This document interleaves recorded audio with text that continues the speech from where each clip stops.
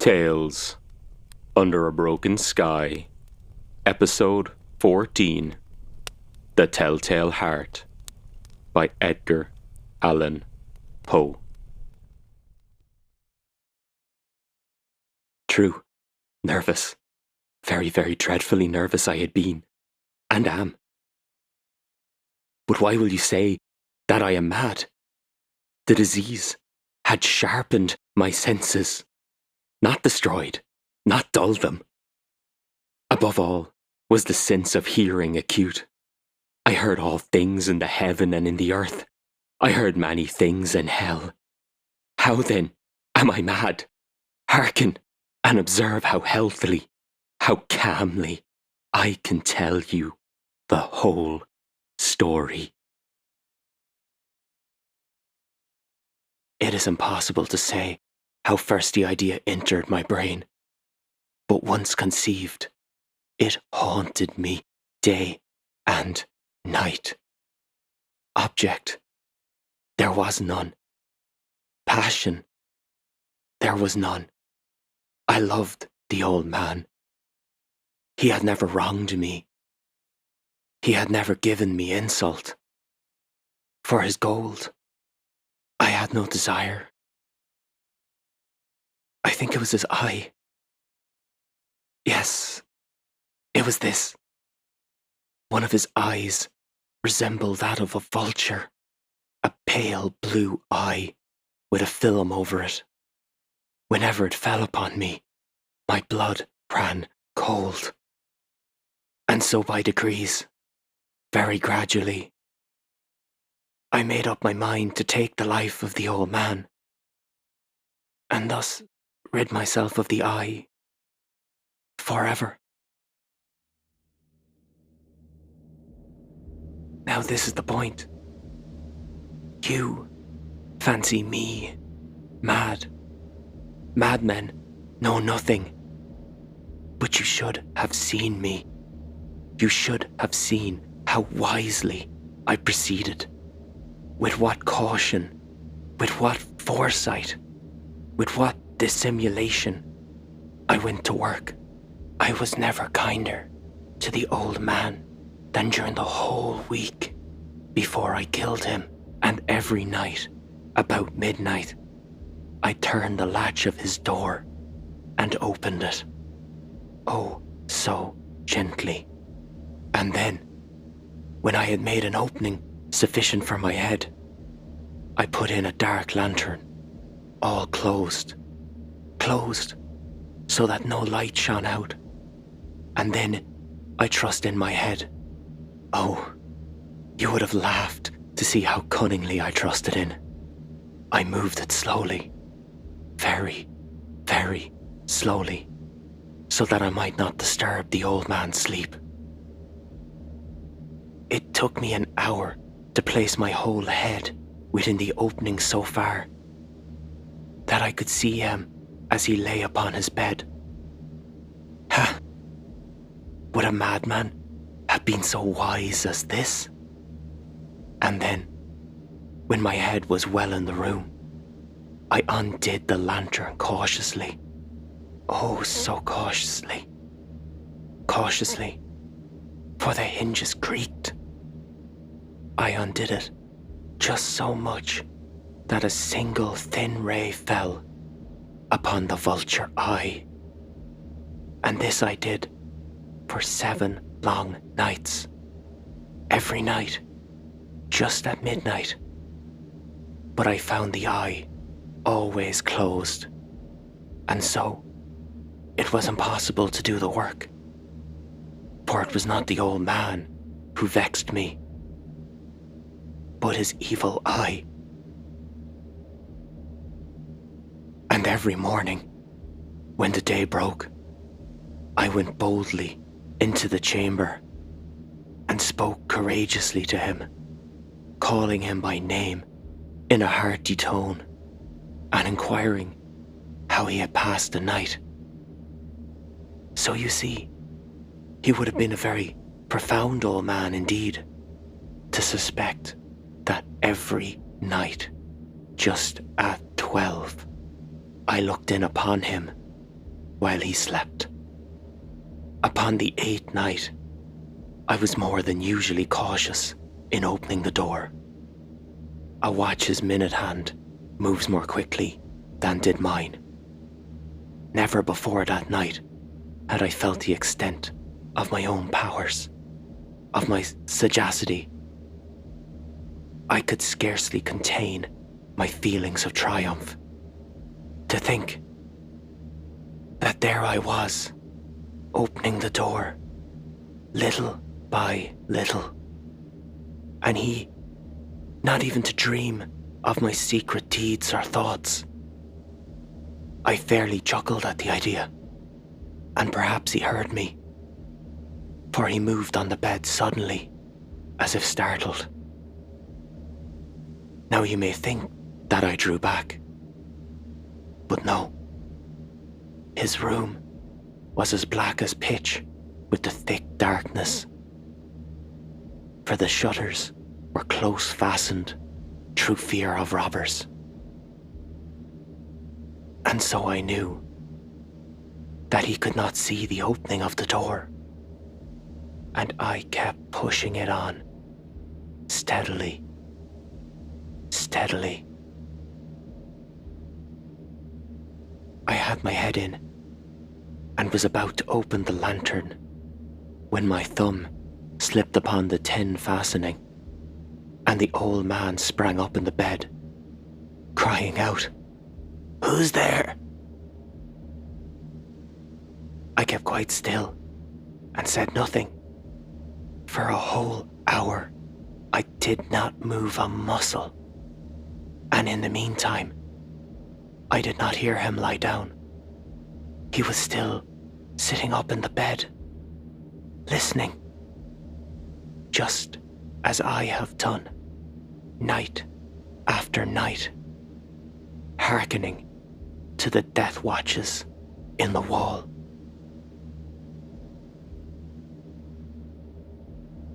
Presently, I heard a slight groan, and I knew it was the groan of mortal terror. It was not a groan of pain or of grief. Oh no. It was the low, stifled sound that arises from the bottom of the soul when overcharged with awe. I knew the sound well. Many a night, just at midnight, when all the world slept, it has welled up from my own bosom, deepening with its dreadful echo the terrors that distracted me. I say, I knew it well. I knew what the old man felt and pitied him, although I chuckled at heart. I knew that he had been lying awake ever since the first slight noise, when he had turned in the bed. His fears had been ever since growing upon him. He had been trying to fancy them causeless, but could not. He had been saying to himself, "It is nothing but the wind in the chimney. It is only a mouse crossing the floor." Or, "It is merely a cricket which had made a single chirp." Yes, he has been trying to comfort himself with these suppositions, but he had found all in vain. All in vain, because death, in approaching him, had stalked with his black shadow before him and enveloped the victim. And it was the mournful influence of the unperceived shadow that caused him to feel, although he neither saw nor heard, to feel the presence of my head within the room. When I had waited a long time, very patiently, without hearing him lie down, I resolved to open a very, very little crevice in the lantern. So I opened it, You cannot imagine how stealthily, until, at length, a single dim ray, like the thread of a spider, shot out from the crevice and fell upon the vulture eye. It was open, wide open, and I grew furious as I gazed upon it. I saw it with perfect distinctness, all a dull blue, with a hideous veil over it that chilled the very marrow in my bones. But I could see nothing else of the old man's face or person, for I had directed the ray, as if by instinct, precisely upon the damned spot. And now, have I not told you that what you mistake for madness is but over-acuteness of the senses? Now, I say, there came to my ears a low, dull, quick sound, such as a watch makes when enveloped in cotton. I knew that sound well, too. It was the beating of the old man's heart. It increased my fury as the beating of a drum stimulates the soldier into courage.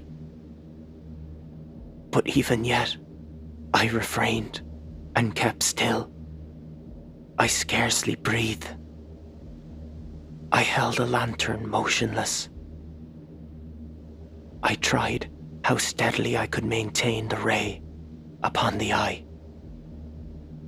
Meantime, the hellish tattoo of the heart increased. It grew quicker and quicker and louder every instant. The old man's terror must have been extreme. It grew louder, I say, louder every moment. Do you mark me well? I have told you that I am nervous. So I am. And now, at the dead hour of the night, amid the dreadful silence of that old house, so strange a noise as this excited me to uncontrollable terror.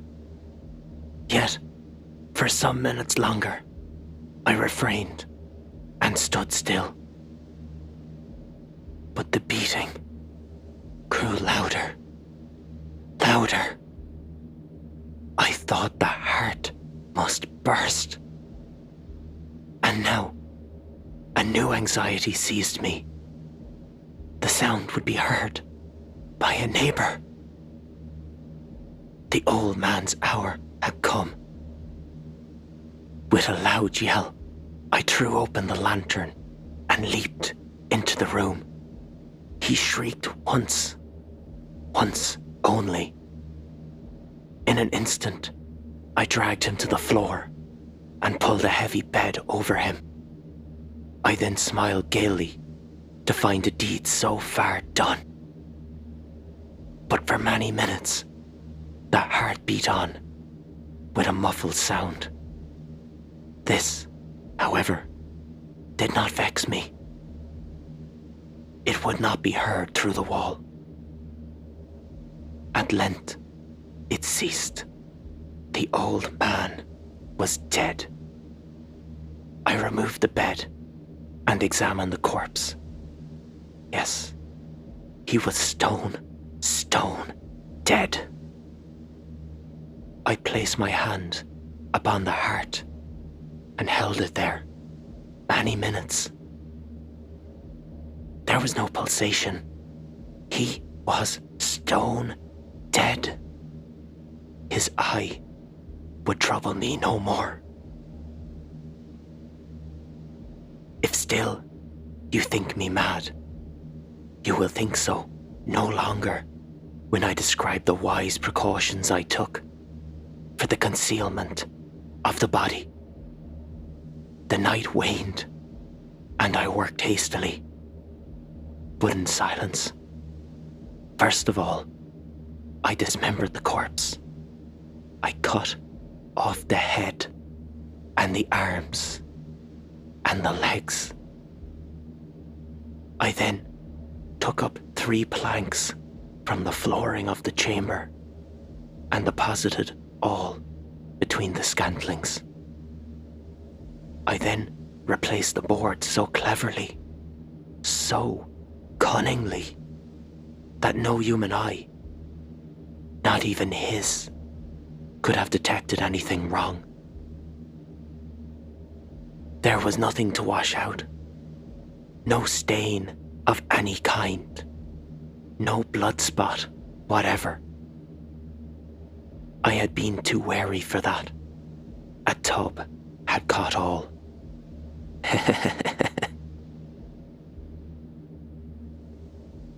When I had made an end to these labours, it was 4 o'clock, still dark as midnight. As the bell sounded the hour, there came a knocking at the street door. I went down to open it with a light heart. For what had I now to fear? There entered 3 men who introduced themselves with perfect suavity as officers of the police. A shriek had been heard by a neighbour during the night. Suspicion of foul play had been aroused. Information had been lodged at the police office, and they, the officers, had been deputed to search the premises. I smiled. For what had I to fear? I bade the gentleman welcome. The shriek, I said, was my own in a dream. The old man, I mentioned, was absent in the country. I took my visitors all over the house. I bade them search well. I led them at length to his chamber. I showed them his treasures, secure, undisturbed. In the enthusiasm of my confidence, I brought chairs into the room and desired them here to rest from their fatigues, while I myself, in the wild audacity of my perfect triumph, placed my own seat upon the very spot beneath which reposed the corpse of the victim. The officers were satisfied. My manner had convinced them. I was singularly at ease. They sat, and while I answered cheerily, they chatted of familiar things. But ere long, I felt myself getting pale and wished them gone. My head ached, and I fancied a ringing in my ears. But still, they sat and chatted. The ringing became more distinct. It continued and became more distinct. I talked more freely to get rid of that feeling, but it continued and gained definitiveness until, at length, I found that the noise was not within my ears. No doubt, I now grew very pale, but I talked more fluently and with a heightened voice. Yet the sound increased, and what could I do? It was a low, dull, quick sound. Much such a sound as a watch makes when enveloped in cotton. I gasped for breath, and yet the officers heard it not.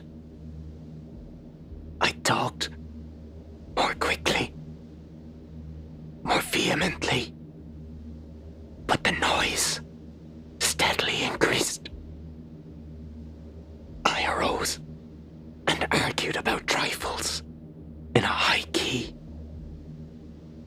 and with violent gesticulations. But the noise steadily increased. Why would they not be gone? I paced the floor, to and fro with heavy strides, as if excited to fury by the observations of the men. But the noise steadily increased. Oh God, what could I do? I foamed, I raved, I swore. I swung the chair upon which I had been sitting and grated it upon the boards. But the noise arose over all and continually increased. It grew louder, louder, louder. And still the men chatted pleasantly and smiled. Was it possible they heard not? Almighty God, no, they heard, they suspected, they knew, they were making a mockery of my horror. This I thought, and this I think. But anything was better than this agony. Anything was more tolerable than this derision. I could bear those hypocritical smiles no longer. I felt I must scream or die. And now, again, hark, louder, louder, louder, louder. Villains, I shrieked. Dissemble no more. I admit the deed. Tear up the planks. Tear up the planks. Here. It is the beating of his hideous heart. Welcome to episode 14 of Tales Under a Broken Sky. I'm your host Keith, and I hope you enjoyed this week's episode. The Telltale Heart was the first horror story I ever read. I'm going to say when I was around 12, but I think it could have been a year or two earlier. And it kept me up at night for days. I kept hearing the sound of a beating heart every time I closed my eyes. Which, for me anyway, was irrational. Because I was really young and I hadn't killed anyone. Not because, it was the beating of a dead man's heart. Because that's totally possible. The tone and character of this short story is what has always gotten to me as I reread it over the years. It is dark, lonely, and the first-person narration, given in the style of an interview or a story, adds to the eeriness. Because it exposes the train of thought and the way in which events were rationalized in the narrator's head. This is not a complete rationalization, as we can see from the repeated insistence of the narrator to the invisible audience that they are not mad. It seems that they are trying to convince themselves as much as the listener. The in-depth descriptions of the lesser details, hiding at the door, acclimatizing the old man to the slow creaking and the small shaft of light, and then the disposal of the body, stand in stark contrast to the rapidity of the actual murder itself, which is left quite vague. It further gives the impression that the man is trying to rationalize his actions, but is also clearly traumatized by the actuality that he has killed someone, and in a way blocked the details of this from his memory. Another wonderfully disturbing section is the meeting with the police at the end, where we can clearly see the man descending into madness, both with the incessant beating of the heart, but also the officer's seeming inability to notice the main character's increasingly irrational behaviour. As I see it, much of this is taking place in the narrator's head. The narrator repeatedly mentions the dichotomy between his racing thoughts and the brightness and cheeriness of his discourse with the police, hinting that he is already detaching himself from reality. Was he really arguing, pacing the room, and throwing a chair around? Or was his mind creating these events as his mental state slowly deteriorated? As the narrator falls more and more into his delusions, his paranoia increases at the lack of awareness his nighttime guests are displaying towards his erratic behaviour. He is aware that his actions are increasingly suspicious and cannot comprehend why they do not react, eventually becoming convinced that they are toying with him and know the whole truth. For me, the real terror of the story is not the murder, or the supernatural beating heart for that matter, but it's the indication that one could be falling into madness and not recognizing it, believing oneself to be completely rational, completely sane in what you are doing, but not being able to parse the counterintuitive way others around you are reacting, being betrayed by your brain and senses in such an insidious way that you do not even realize that it is happening. How is one to know that they are going mad? How can anyone tell the difference between reality and delusion? Can I even trust in what I am seeing?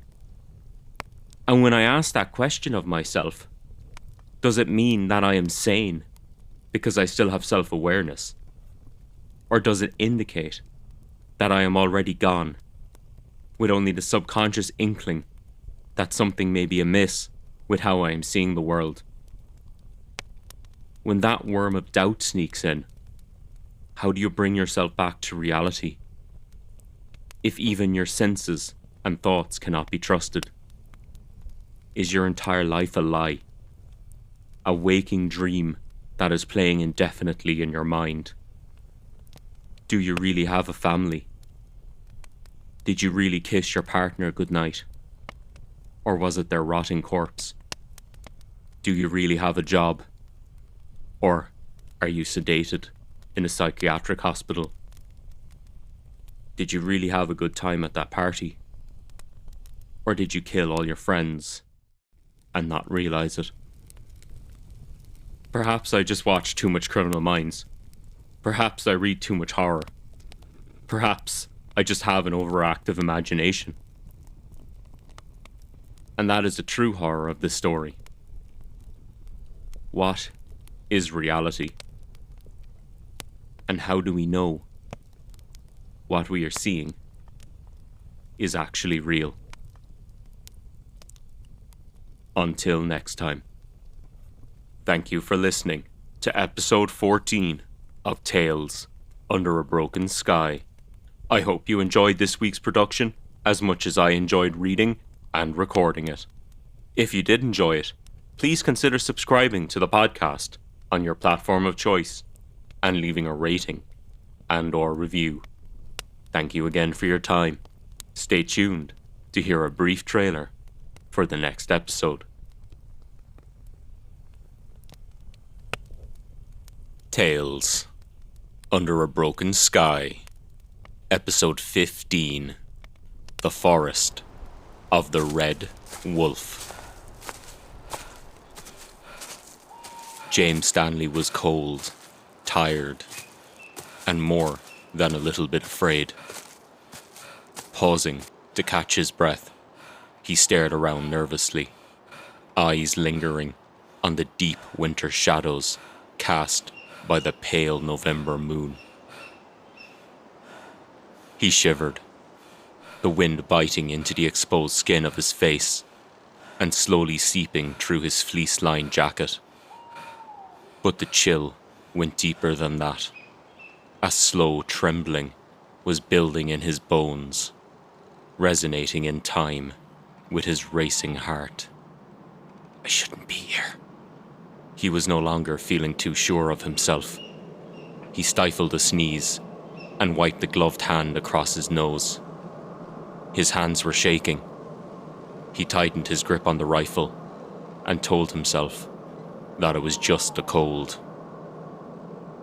James knew that it wasn't.